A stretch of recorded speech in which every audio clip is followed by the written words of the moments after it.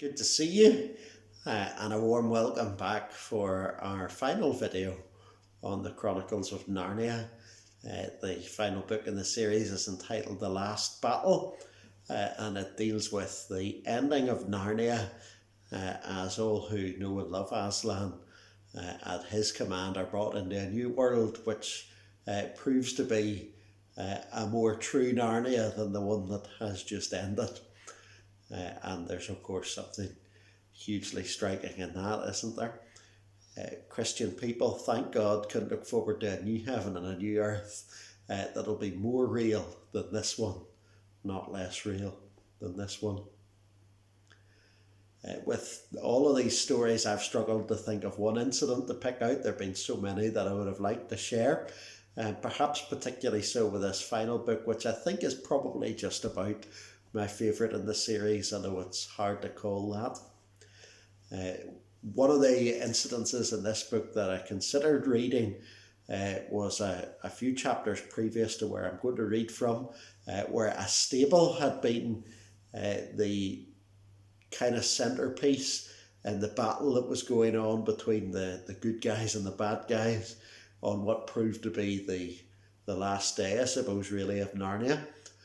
And remarkably, as people pass through the stable door, as Tyrion, the last king of Narnia, passes through the stable door, still tussling with Rishta Tarkin, leader of a Calermain force trying to conquer Narnia, he discovers to his absolute wonder that having passed through the door and expecting to see around him, darkness and a small confined space, in reality he sees a wonderful, glorious world, far bigger and more majestic than anything he could ever have imagined. And there he meets Peter and Edmund and Lucy and Jill and Eustace, who a moment before had been out helping him in the last battle in the case of Jill and Eustace, and indeed Diggory and Polly, who were right back in the very first story, the magician's nephew, first in the chronology.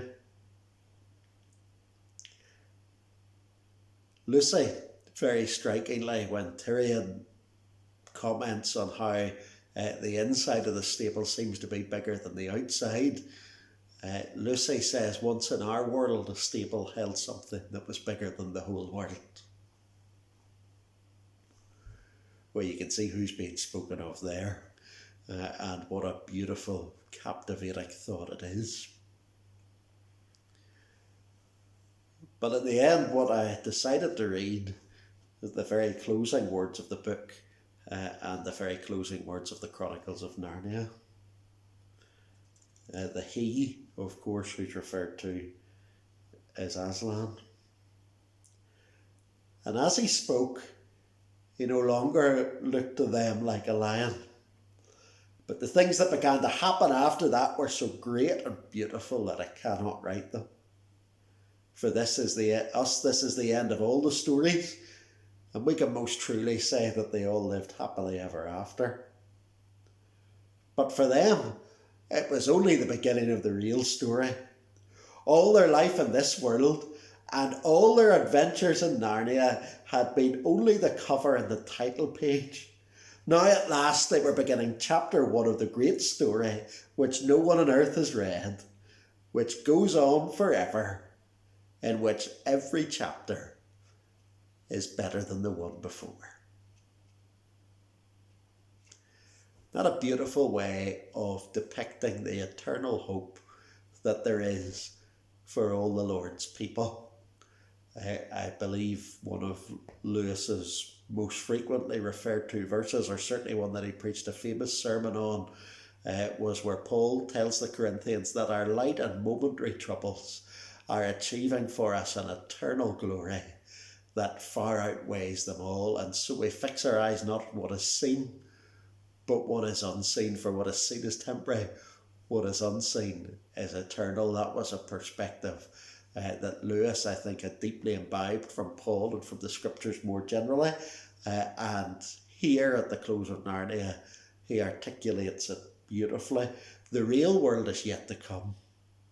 There's a much better world that is yet to be, and the length of time that we spend here is barely a moment, when forever and ever the Lord's people are going to be in his presence with joy and wonder and glory and love that no one can comprehend yet mention. It's very evident today, isn't it, that we're living in a world that's broken, broken beyond our best guess at how to describe it. Thank God a better world is coming. Thank God all who love and trust Jesus Christ can have a share in that world. Brother or sister, let's set our hearts and minds on things above, where Christ is seated at the right hand of God. Let us fix our eyes not on what is seen, but what is unseen, on not the temporary, but the lasting things, on the better world that's yet to be, the glorious hope we're given in the gospel. Let's fix our eyes on Jesus and live in anticipation of the better world that's yet to be. God bless you.